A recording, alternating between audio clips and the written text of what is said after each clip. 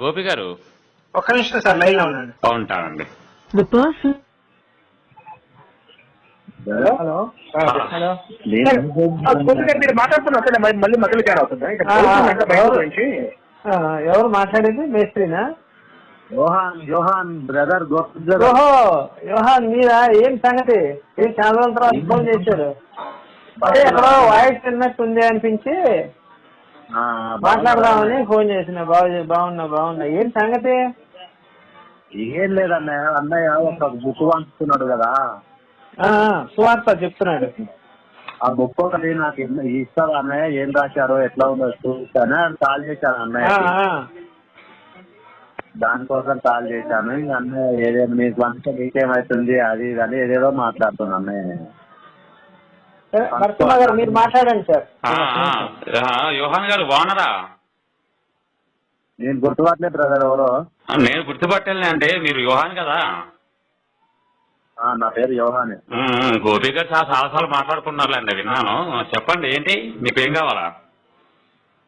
ఏం లేదు బ్రదర్, ఇప్పుడు ఇంతకు ముందు ఫస్ట్ మాట్లాడిన బ్రదర్ పేరు ఏం పేరో నాకు తెలియదు పెద్దగా. ఆ బ్రదర్ ఏదో కాపీ రాశాడంట, కాపీ నాకు పంపిస్తారా అని కాల్ చేశాను.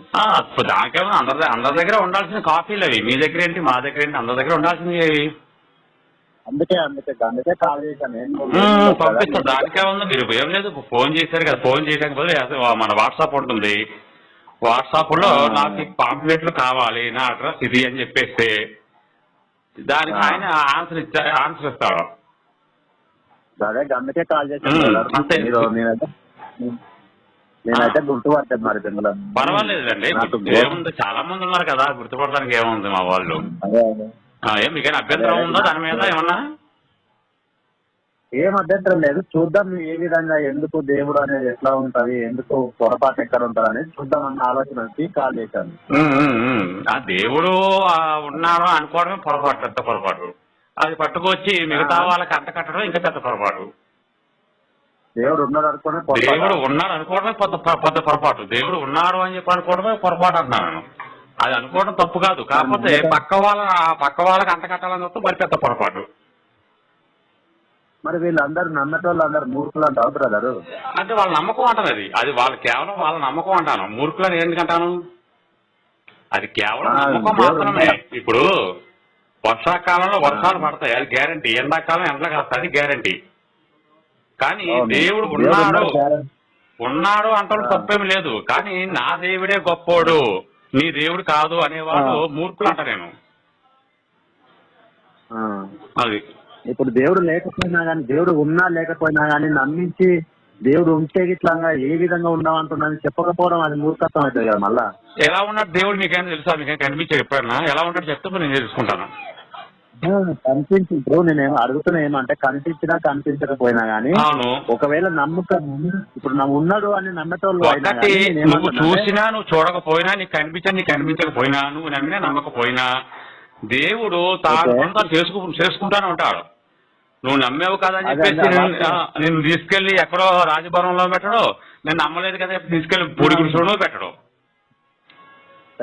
పెట్టడా అది తర్వాత విషయం. ఏమంటున్నా బ్రదర్, ఇప్పుడు దేవుడు ఉన్నాడు అని నమ్మటోళ్ళు అయినా ఉన్నాడు అనేది నమ్మకం. కానీ దేవుడే వచ్చి కాపాడతాడు, దేవుడే వచ్చి రక్షిస్తాడు, దేవుడే ఏదో పరలోకాన్ని తీసుకెళ్లిపోతాడు, మూఢ నమ్మకం. అయితే మూఢ నమ్మకం పెట్టుకోకూడదు మనిషి ఎప్పుడు కూడా. అయితే సార్ నేనేమంటున్నా అంటే, ఇప్పుడు దేవుళ్ళ కారిపోయినా మనుషుల కారిపోయినా రకరకాల విధాలుగా మనకు చూస్తుంటాం. ఎక్కడ పోయినా ఏది చేసినా కానీ దేవుడు పెట్టింది కాదు కదా. దేవుడు అనేవాడు ఏ విధాలు పెట్టలేదు. నువ్వు బతికేవు, పుట్టేవు, స్వేచ్ఛగా బతుకు, అంతవరకే. నా దేవుడి కోసం రక్తదానాలు చేయడం, నా దేవుడి కోసం యుద్ధాలు చేయడం, మత స్థాపించడం కోసం కత్తులు తోటడం చేసేదంటే ఎలాగా? దేవుడు కేవలం మనిషి పుట్టాడు అంతవరకే. దేవుడు మనిషిని పుట్టించినప్పుడు దేవుడు వచ్చి కాపాడతాడు. దేవుడు ఏం చేశాడు? నువ్వు స్వేచ్ఛగా జీవి, కోడి బతుకుతుంది, కుక్క బతుకుతుంది, పంది బతుకుతా ఉంది రోడ్డు మీద. కానీ నువ్వు మనిషివి, నువ్వు మనిషిగా బతుకు. వాటికి లేని దేవుడు మనుషులకు ఎందుకు? మనుషులకు ఏం అవసరం? మనిషిగంటేనే ఎలాగా? మనిషి అంటున్నావు కదా, ఎలాగా మనిషిగంటే ఎలాగా అనేది నా ఆలోచన. మనుషులంటే ఎలాగంటే ఇప్పుడు మనం పుట్టాము, మన పాప కర్మల సిద్ధాంతాల ప్రకారం కుంటోడుగానో గుడ్డోడుగానో మంచోడుగానో పుడతాము. అది పాప కర్మల సిద్ధాంతాలు ఉంటాయి. అంతవరకే చూసుకోవాలి. ఇది నా కర్మ అని చెప్పి అనుకోవడం ఒక ఎత్తు. దేవుడు నమ్ముకుంటే నా కర్మ తీసేస్తారో, నా పాపాలు తీసేస్తారో, నా పాపం కోసం ఎవరో రక్తం కాలు చచ్చాడు అని చెప్పి అనేది మూఢ నమ్మకం. అది అట్లయితే మరి ఏ దేవుడి కాకపోయినా ఎట్లా మనం మొక్కాలి? నేను మొక్కమని ఎవరు చెప్పాడు? నీ పని నువ్వు చేసుకోవాలి చక్కగా. నీకేదో పనులు ఉంటాయి కదా, నీకు ఏదో డ్యూటీ చేస్తావు కదా, చేసుకో. నేను నా పనులు నేను ఏం చేసుకుంటున్నా అంటే నేను లంజలే పడి తిరుగుతా, తాగుతా తిరుగుతా అంటే ఈ హిందువులు ఒక్కటే అది నీ బుద్ధి జ్ఞానం నీకు లేని ఆలోచన. అది నీ బుద్ధికి పుట్టాలి. ఇది తప్పు, ఇది చేయకూడదు, ఇది తాగకూడదు, తాగితే మొత్తం వస్తుంది, పాలు తాగు బలం అవుతుంది. ఇది బుద్ధి మనకిచ్చే జ్ఞానం. అది ఆ జ్ఞానం కూడా లేకుండా మనిషి ప్రవర్తిస్తున్నాడు అంటే అది అజ్ఞానం అనుకోవాలి. అంతే. దేవుడి దగ్గరికి వెళ్తే ఇది మాని వ్యభిచారం చేయకు అని చెప్పేసి ఏ దేవుడు అని చెప్పాడా, లేకపోతే వ్యభిచారం చేయమని ఏ దేవుడు అని చెప్పాడా? చేయమని ఇప్పుడు రాముడు లక్ష్మణ్ చాలా మంది చెప్పారు. రాముడు లక్ష్మణుడు నీకు వచ్చి చెప్పారా చేయమని? అవును. ఎక్కడ చెప్పి ఏ గ్రంథం రాస్తుంది? ఇదే తలతెక్క మాటలు మాట్లాడితేనే మాకు ఎక్కడో కాలుతుంది. మరి నీకు ఏ గ్రంథంలో రాస్తుందో ఎక్కడ రాస్తుందో చెప్పు. నువ్వు నీ బైబిల్లో క్లియర్ గా రాస్తుంది తామరు వ్యభిచారే, లోతు కూతురు వ్యభిచారులే, వీళ్ళందరూ వ్యభిచారం చేసిన వాళ్ళే. ఆ వ్యభిచారులు పుట్టిన వాళ్ళని పట్టుకొచ్చి యేసుని పట్టుకొచ్చేసి దేవుడు అని చెప్పేసి మూర్ఖంగా నమ్ముతారు. ప్రవర్తన బాబుని దేవుడి కాదని మొక్కుతారు, కాలుబట్టి మొక్కుతున్నా కూడా ఒప్పుకోరు. రాముడి కోసం కృష్ణుడి కోసం నీకెవరు చెప్పాడు? నమ్మకం అయ్యా, నమ్మకం. నిన్నెవరు నమ్మన్నాడు?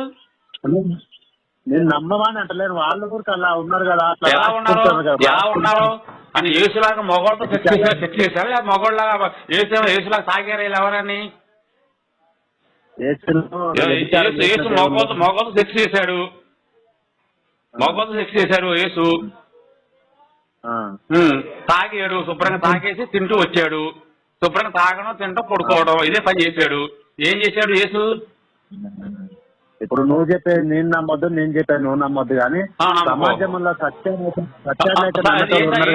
ఏంటి? సత్యము అంటే కుక్కలకి, పందులకి, కోళ్ళకి, మిగతా జంతువులకి లేని సత్యం నీకు తెలిసిపోయిందా? నీకు తెలిసే సత్యం ఏమన్నా? ఇప్పుడు పాఠశాలలు అయినా కానీ, పూజలు అయినా కానీ దేవుడు అనే మహిమలు చెప్తారా నీకు? ఏ పూజారి మహిమ చేశాడు నాకు ఇంకోసారి? ఏ పూజారి మహిమ చేశాడు చెప్పు నాకు. ఇద్దరం కలిసి వెళ్దాము. ఏ మహిమ చేశాడు చెప్పు. ఏ పూజారి చేశాడు నీకు మహిమ? చేస్తానని ఏ పూజారి చెప్పాడు నీకు? అట్లేం చెప్పలే కానీ దేవుడు అన్న ఆలోచనలో ఉన్నారు కదా అంటున్నా నేను. బాబు, వాళ్ళ విశ్వాసం అన్నంతవరకే, వాళ్ళ నమ్మకం అంతవరకే పెట్టుకోవాలి. దాన్ని మూఢనమ్మకంగా మార్చకూడదు అని నేను చెప్పాను. మీ పుస్తకం అయినా సరే, మా గ్రంథాలైనా సరే మూఢనమ్మకాలుగా పెట్టుకోకూడదు. నమ్మకం వేరు, మూఢనమ్మకం వేరు. అంటే వాళ్ళకి తెలియదు వీళ్ళకి. ఇప్పుడు యోహాను అనే అతను ఎలా ఉంటాడనేది పిచ్చేది. ఎలా ఉంటాడో కూడా తెలియనప్పుడు ఇలా ఉంటాడని చెప్పి నేను చెప్తాను. తెలియనప్పుడు తెలియట్టుగానే ఉండాలి, తెలిస్తే తెలుసుకోవాలి, అంతవరకే. దేవుడు అనేవాడు ఇలా ఉంటాడని చెప్పి ప్రామాణికాలు ఎక్కడా లేవు, కనబడట్లేదు కదా. దేవుడు అనేవాడు ఉన్నాడు. భూమి మీద ఒక మెజాకిల్ పవర్ అనేది ఉంది. ఆ పవర్ ఏదో ఒకటి ఆపుతా ఉంది, అంతవరకు చూసుకోవాలి మనం. అంతేగాని వెలుగు కోసం సూర్యుడు ఉన్నాడు, చీకటి కోసం చంద్రుడు ఉన్నాడు, ఇంతవరకు చూసుకోవాలి. అంతేకాని దేవుడు అనేవాడు నా కోసం 2000 సంవత్సరాల క్రితం చచ్చిపోయాడు, 2000 సంవత్సరాల క్రితం నా కోసం రక్తం కార్చాడు, సిలువెక్కాడు అని చెప్పేది మూఢనమ్మకం అంటాను నేను. అది నేను నమ్మను. అదే కాదు, ఏది నమ్మను నేను. మరి ఎందుకు ఇప్పుడు రాముడు దేవుడు గారు, వీళ్ళు దేవుడు గారు అంటే మీరెందుకు ఫీల్ అవుతారు? దేవుడు కాదని చెప్పేసి మిగతా వాళ్ళ నమ్మకాలు మీరెవరు పాడు చేయలేకన్నా నేను. మేము యేసు వ్యభిచారం వల్ల పుట్టాడని చెప్పి మీరు ఫీల్ అవుతారు. మరి మీరెందుకు ఫీల్ అవుతారు? వ్యభిచారం వల్ల పుట్టాడని ఒప్పుకున్నావా?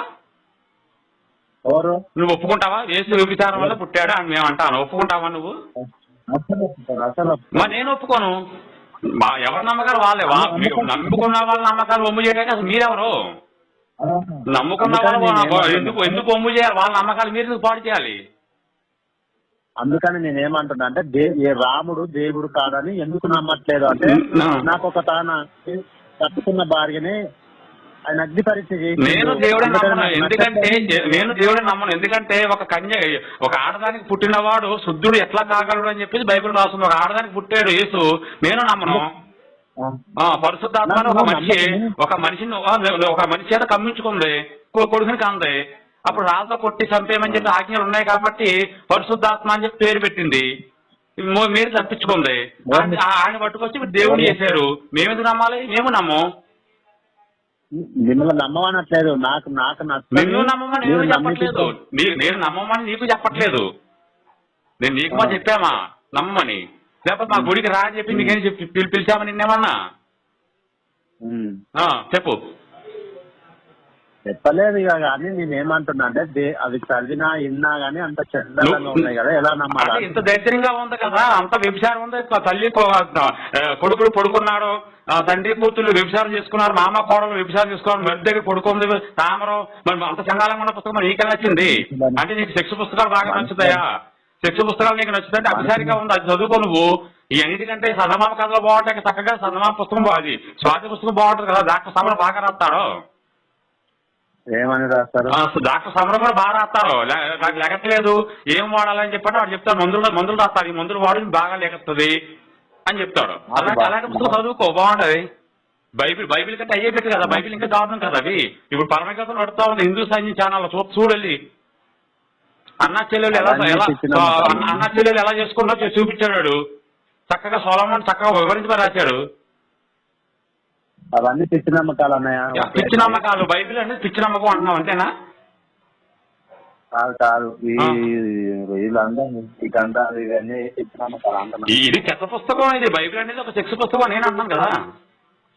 ఒక సెక్స్ పుస్తకం. బైబిల్ అనేది ఒక చెత్త పుస్తకం, నల్లటి పుస్తకం. దాన్ని ప్రపంచానికే కాదు జీవితానికి నాశనం చేస్తుంది అది. నువ్వు అనుకున్నది నేను అనుకున్నది ఎవడు నమ్మదు. నేను నమ్మని చెప్పలేదు కదా, నేను నమ్మమని నేను చెప్పలేదు. ఈ సెక్స్ పుస్తకం పట్టుకొచ్చి కొంపలను సరిగ్గా చెప్తున్నాం మేము. ఈ భూత పుస్తకం నాకు పంచొద్దని చెప్పి అంటున్నాం మేము. ఇప్పుడు అది చదివి ఏం నేర్చుకోవాలి సమాజం ఒకసారి చెప్పు నాకు. ఎట్లా? అది చదివి ఆ సెక్స్ పుస్తకం చదివి, బైబిల్ ఏదైతే ఉందో సెక్స్ పుస్తకం అది చదివి సమాజం ఏం నేర్చుకోవాలి చెప్పు నాకు. చెప్తున్నా నేను బాగా. వ్యభిచారం అంటే తెలుసా నీకు? చెప్పు. హలో, వ్యభిచారం చేయొద్దు, తాగొద్దు, పక్కన లోపరుచుకోవద్దు, వ్యభిచారం చేయొద్దు, దొంగతనం చేయొద్దు, పక్కన నువ్వు చెప్పేవన్నీ కూడా మీ పాస్టర్ ఇప్పుడు చేస్తున్నారు లాగా నీకు తెలియదేమో సంగతి. పాస్టర్ చర్చకొచ్చి ఆడవాళ్ళు శుభ్రంగా వాడుకుంటున్నారు, రాత్రులు శుభ్రంగా తాగుతున్నారు, దొంగతనాలు కూడా చేస్తున్నారు, మోసాలు చేస్తున్నారు, అబద్ధాలు ఆడుతున్నారు, దొంగ బోధకులు వస్తారని చెప్పి మీ బైబిల్లో ఉంది. అలా మీ పాస్టర్ చేస్తున్నారు ఎక్కువగా. మనుషులు చేసేదాన్ని మనం అడగొద్దు. దేవుడు చేశాడా చేయలేదా? ఎందుకు చేయలేదు? దేవుడు ఎందుకు చేయలేదు? దేవుడు మేరీ కడుపు చేసింది ఎవరు? మేరీ కడుపు చేసింది ఎవరు? మనం మనుషులు మేరీకి కడుపు చేసింది ఎవరు అన్నాను. ఇప్పుడు దేవుడు అన్నావు కాబట్టి మేరీకి కడుపు చేసింది ఎవరు అన్నా నేను. తప్పు చేసింది మేరీకి కడుపు ఎవరు చేశారు? సీతాదేవికి ఎవరు చేశారు కడుపు? నీ అమ్మని దెంగోడు చేశాడు ఆయన. అయ్యే మరి ఎక్కడ దెంగవద్దు నా దగ్గర. నువ్వు మేరీకి కడుపు ఎవరు చేశాను చెప్పి అడిగి నేను ఎరుపుకు మాటలు మాట్లాడితే ఇలా కూడా నా దగ్గర. అదే ఇప్పుడు ఇలాంటి ఎరుపుకు మాటలు మాట్లాడితే మా దగ్గర ఎలాగ ఉంటుంది మరి డైలాగులు. నువ్వు అడిగిన సమాధానం చెప్పు. మేరీకి కడుపు ఎవరు చేశాడన్నా నన్ను. పరిశుద్ధాత్మ అంటాను. పరిశుద్ధాత్మ అంటే మేరీకి ఏమవుతుంది? తండ్రి అవుతారు కదా. ఆ తండ్రి కడుపు చేస్తారా ఆడదానికి? మేరీకి సిగ్గుంది వద్దాయా బైబిల్లో? మాట్లాడేటప్పుడు కొంచెం వెనక ముందు ఆలోచించుకుని మాట్లాడు నువ్వు. పరిశుద్ధాత్మ యేసు యెహోవా ముగ్గురు ఏకమై ఉన్నారో యెహోవా అనుకున్నా కాసేపు. యెహోవా అంటే ఎవరు? మేరీకి తండ్రి వరుస కాదా? తండ్రి కాదా? నీకు బైబుల్ ఇంతవరకు వచ్చేటట్లేదు. బైబుల్ నీకేం తట్టిందో నువ్వు చెప్పు. నీకేం తట్టిందో నువ్వు చెప్పు నాకు. నోటికొచ్చిందల్లా వాగుతున్నావు. అయ్యే మరి వాగులు గీకులు అని వాకు నువ్వు. ఇక నువ్వు ఎరుపుకు మాటలు మా దగ్గర మాట్లాడదు. ఎవరి దగ్గర మాట్లాడు? ఎరుపుకు మాటలు నా దగ్గర మాట్లాడకు నువ్వు. మేరీకి కడుపు చేసింది ఎవరన్నా? మేరీకి కడుపు చేసింది ఎవరు? నువ్వు చేసావా? మేరీకి కడుపు ఏమన్నా? సరే కానీ ఇప్పుడు సీతాదేవిని అగ్ని పరీక్ష చేసిన రాముడా జనాలా? జనాలు వాగితే రాజనీతి కోసం రాముడు చేయించాడు. రాముడు మానవుడు మానవుడిగా వచ్చి